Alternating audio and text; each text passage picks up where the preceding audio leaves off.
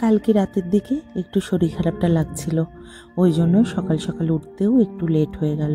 আর শুভ্র যেহেতু ডিউটিতে ছিল ওই জন্যই আরও উঠতে পারিনি। আর সনাকের তো এখন স্কুল ছুটি। যাই হোক, আজকে বৃহস্পতিবার সকালে উঠে দেখি মা সমস্ত ঠাকুরের বাসন মেজে রেডি করে রেখেছে। এখন আমি স্নান সেরে এসে ঠাকুরের প্রথমে ব্রেকফাস্টটা বানাচ্ছি। কালকে রাতেই ভেবে রেখেছিলাম চিড়ের পোলাও বানাবো, কিন্তু কি জানি কি হলো, সকালবেলায় উপমা বানিয়ে দিলাম, সুজির উপমা। তো যাই হোক, গণ্যবাপ্পাকেও ভোগ লাগিয়ে দিয়েছি আর এদিকে আমার রাধা গোবিন্দকে। এবার আমি ঠাকুরের দুপুরের ভোগের প্রিপারেশন করব। তার আগে আজকে যেহেতু বৃহস্পতিবার আর একটা কাজ রয়েছে, ওই জন্য বৃহস্পতিবারের আগে পুজোটা করে নিয়ে ওদিকে তারপরে একবারে ভোগ রান্না করতে যাব। রাত এখন প্রায় 12টা মতো বাজে, মানে যখন আমি ভয়েস ওভারটা দিচ্ছি। কিন্তু পাশের বিল্ডিংয়ে আজকে হচ্ছে প্রোগ্রাম, ওই জন্য হয়তো তোমরাও শুনতে পাচ্ছ একটু মাইকের আওয়াজ। কিন্তু সত্যি তাই, গণেশ চতুর্থীর সময় এই 10টা দিন আমার ভয়েস ওভার দিতে প্রচণ্ড প্রবলেম হচ্ছে, কিন্তু তোমাদের কাছে ভিডিওটা দিতেও আমার ভীষণ ভালো লাগছে। তো কিন্তু কিছু করার নেই, তোমরা একটু অ্যাডজাস্ট করে নিও, কারণ সন্ধ্যের থেকে প্রচণ্ড, আজকে 1.5 দিনের বিসর্জন ছিল, প্রচণ্ড আওয়াজ ছিল বাজনার, তখন তো করাই যাবে না। আর এখন এই এত রাতে ভয়েস ওভার দিতে নিয়েছে, এখনও দেখছি পাশের বিল্ডিংয়ে ওদের হচ্ছে প্রোগ্রাম, ওই জন্যই মাইকের আওয়াজ হচ্ছে, সেটা আমি কিছুতেই বন্ধ করতে পারছি না। যখনই ওখান থেকে মাইকের আওয়াজ একটু বন্ধ হচ্ছে, আমি কথা বলা শুরু করছি, তখনই আবার শুরু হয়ে যাচ্ছে। মানে ভয়েস ওভার দিতে গিয়ে আবার নিজেরই হাসি পাচ্ছে। আর ওই যে এখনই চাল দিলাম, 4টে ছোট ছোট বাটি একসাথে সেট করা, ওটা এবার মেজদি দিয়েছিল, ও পুরী থেকে নিয়ে এসেছিল। আমার ভীষণ কাজে দিচ্ছে গণপতির পুজোতে। প্রথমে ভেবেছিলাম মানে নেক্সট দিন বৃহস্পতিবারেই সত্যনারায়ণ পুজোটা রাখবো, কিন্তু পরে ভেবে দেখলাম বৃহস্পতিবারে উইকডেতে কেউ আসতেও পারবে না, তার মধ্যে বৃহস্পতিবারের এদিকের এতটা কাজে ব্যস্ত থাকি, তার মধ্যে ভোগ রান্না পুজো সেটা করতেও অনেকটা টাইম লাগবে।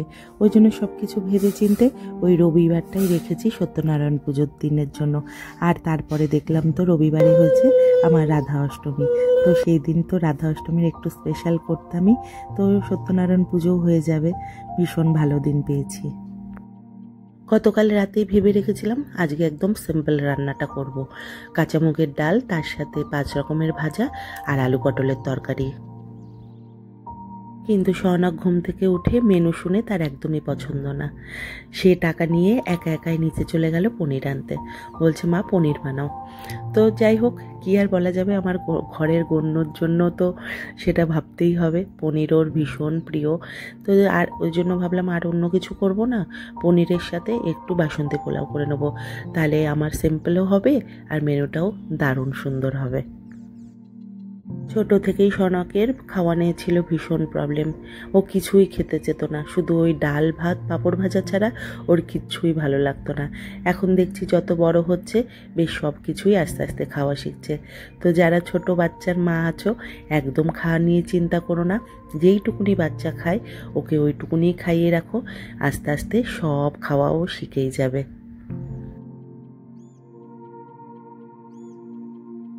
আমাদের সোসাইটির গণপতি 2 টাইম আরতি হয়, মানে সকালবেলায় 9:30 নাগাদ একবার আর রাত্রিবেলায় 8:30টার সময়। সকালবেলায় সবাই ফোন করছিল আসার জন্য, কিন্তু যেতে পারিনি। কি করে যাব বলো, সকালবেলাটা এতটা ব্যস্ততা থাকে, তার মধ্যে নিচে গেলেই সবাই মিলে একটু গল্প করে করে আস্তে আস্তে লেট হয়ে যায়, ওই জন্য আর যাইনি। বিকেলবেলাটা কালকেও গেছি, আজকেও যাওয়ার চেষ্টা করব। মাঝে বৃষ্টিটা একটু কমেছিল, কিন্তু গণপতি শুরু হওয়ার 2 দিন আগে থেকে আবার প্রচণ্ড বৃষ্টি। এখন অবশ্য একটু বৃষ্টিটা কমেছে, আর এত ছাট আসে, তুলসী গাছের গোড়ায় সব সময় ভেজা থাকে, ওই জন্য অতটা জলও দিতে হয় না, কিন্তু পুজোর সময় ওই একটু জল দিই। বৃহস্পতিবারের পুজো মানেই সব কিছু গুছিয়ে পুজো করতে করতে লেগে যায় অনেকটা টাইম। সব কিছু মোটামুটি কমপ্লিট হয়ে গেছে, এবার পুজোয় বসবো।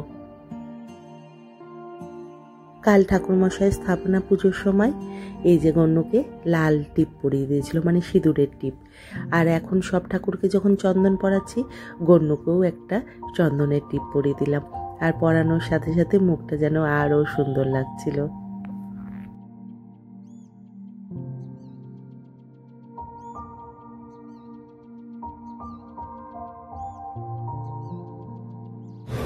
বৃহস্পতিবারের পুজো হয়ে গেছে।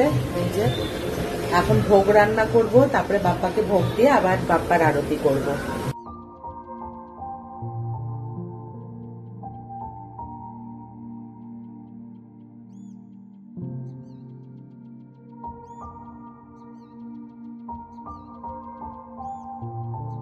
আজ একেতেই এতটা ব্যস্ততা, তার মধ্যে অ্যাকোয়াগার্ড থেকে সার্ভিসিংয়ে এসেছিল, ওই জন্য আবার খানিকটা লেট করিয়ে দিল। যাই হোক, এখন 12টা বাজে, তো বেশি টাইম লাগবে না, কারণ একদম সিম্পল মেনু, কিন্তু গুছিয়ে করতে করতে সেই 1 ঘন্টাই লেগে যাবে। আমি রান্নার সব কিছু গুছিয়ে হাতের কাছে রেখে তারপরে রান্না করতে আমার বেশি সুবিধা মনে হয়। অনেকে দেখি একটা রান্না চাপিয়ে আর একটা প্রিপারেশন করে, আমার সেটা হয় না। তখন হয়ে যায় প্রথম রান্নাটা যেটা করছি ওটাই হয়ে যায় গড়বড়। সমস্ত কিছু রেডি করে তারপরে আমার রান্না করতে বেশি ইজি মনে হয়।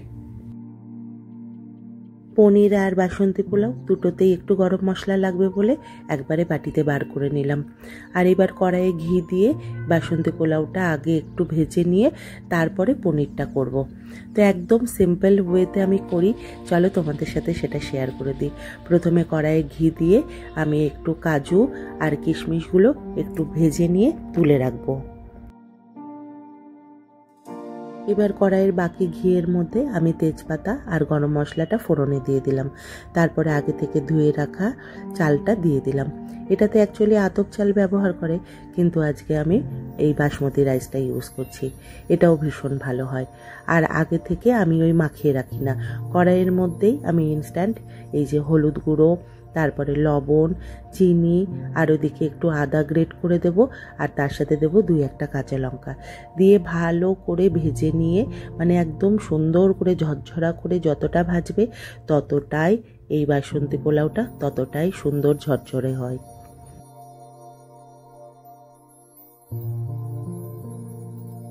আর গ্যাসের আঁচটা একদম মিডিয়ামে রাখতে হবে, কারণ তাছাড়াই নিচে লেগে যেতে পারে।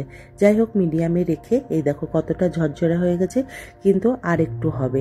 এই পাশে ওই জন্য আমি পনিরের মশলাটা বানিয়ে নিচ্ছি। একবারে একটু আলাদা বাটির মধ্যে আদা গ্রেট করে, জিরে গুঁড়ো, হলুদ গুঁড়ো, লঙ্কা গুঁড়ো, লবণ আর সামান্য পরিমাণ চিনি একসাথে মিশিয়ে একটা পেস্ট বানিয়ে রাখবো। আর 2টো মিডিয়াম সাইজের টমেটো কুচি করে একবারে দিয়ে দিয়েছি এটার মধ্যেই। পাশে চালটা ভাজা হতে হতে আমি পাশের কড়াইয়ে জল দিয়ে দিয়েছিলাম গরমে। তো এখন হয়ে গেছে পুরো ভাজা, একদম ঝরঝরা হয়ে গেছিল। এবার আমি চালটা ঢেলে দিলাম জলের মধ্যে, তারপরে একটু নাড়াচাড়া করে ঢাকা দিয়ে দেবো। আর জলের পরিমাণটা যতখানি চাল নেওয়া হবে তার থেকে একটু কম নিতে হবে। এদিকে বাসন্তী পোলাওটা হতে হতে আমার ওই কড়াইয়ে এবার হচ্ছে পনিরটা বসিয়ে দেবো। পনিরের জন্য কড়াইয়ের মধ্যে একটু সর্ষের তেল দিয়ে নিয়ে আগে থেকে কেটে রাখা পনিরের মধ্যে একটু লঙ্কা গুঁড়ো আর একটু হলুদ আর একটুখানি দিয়েছি লবণ দিয়ে ভালো করে একটু মেখে নিয়ে ওটাকে দিয়ে দিলাম কড়াইয়ের মধ্যে। এবার একটু লাল লাল করে ভাজা ভাজা করে নিয়ে তুলে রাখবো। কলকাতার দিকে দুর্গাপুজোর আগে বাচ্চাদের স্কুল যেমন বেশ অনেক দিনের জন্য ছুটি পড়ে যায়, আমাদের যেমন দুর্গাপুজোর আগে সেই ছুটি পড়তো, আর একদম লক্ষ্মী পুজোর পরে স্কুল খুলতো। কিন্তু এদিকে একদমই ছুটি থাকে না দুর্গাপুজোয়, ওই শুধু একদিন দশেরার দিনই ছুটি থাকে। কিন্তু এই গণপতির টাইমে এটা যেহেতু এখানকার মেন ফেস্টিভ্যাল, তো এখানে পরপর 7 দিন ছুটি দিয়েছে স্কুলে। এদিকে পনিরও আমার প্রায় রেডি হয়ে গেছে, আর বাসন্তী পোলাওটা নামানোর আগ দিয়ে আর 2 চামচ ঘি দিয়ে আর ভেজে রাখা কাজু কিশমিশটা আমি পরে দিই। তো হয়ে গেছে রেডি, এবার ঠাকুরের ভোগ দেব। রাধা গোবিন্দ আর গণ্য বাপ্পার প্লেট পুরো গোছানো হয়ে গেছে, এবার আরতি করে ভোগ নিবেদন করব।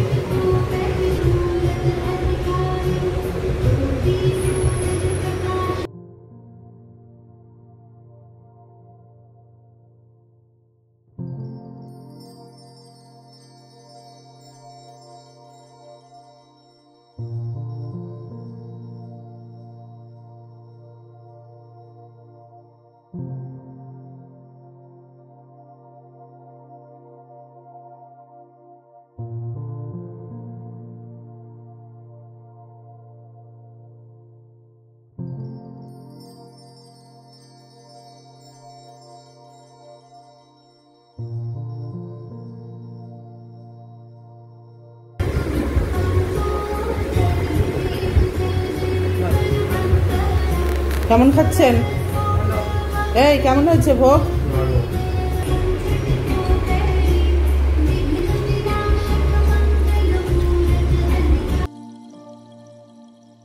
স্বর্ণাকার মায়ের খাওয়া প্রায় কমপ্লিট হয়ে গেছে। ওপাশটা আমি একটু গুছিয়ে রেখে তারপরে এই যে আমার প্লেটও বেড়ে নিয়েছি, এবার আমি খেয়ে নেব। তো আজকের ভিডিওটা আমি এখানেই এন্ড করছি। কেমন লাগলো ভিডিওটা জানাতে কিন্তু একদম ভুলো না। দেখা হবে আবার খুব তাড়াতাড়ি তোমাদের সাথে নতুন একটা ব্লগের সাথে।